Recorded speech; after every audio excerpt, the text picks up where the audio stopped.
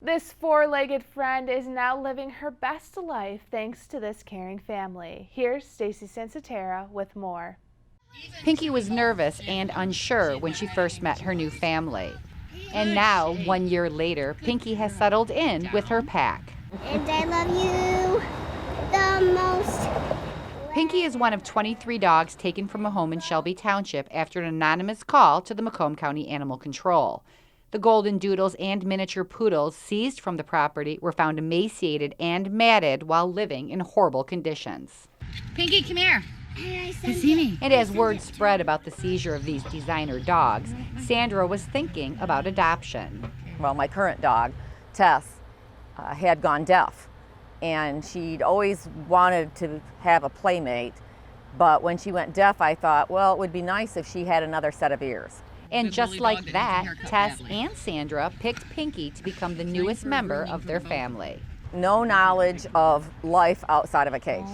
So she was very thin, very emaciated, and due to being in a cage, her muscles had atrophied. She didn't actually develop the proper muscles in her hindquarters. So she'd never been up and down steps, she'd never seen grass, she didn't know anything, scared to death. A scared-to-death Pinky meant lots of work for Sandra as she taught Pinky to quite simply just be a dog. It's been fascinating to watch her learn how to run. As she's developed muscle, she has become just flies out the gate, jumps the 3 steps, comes out in this yard and just makes circles around the yard. She's so happy. Pinky has come so far in 1 year. The unconditional love shared with her family has opened up a whole new world for a dog that lived her former life in a small cage.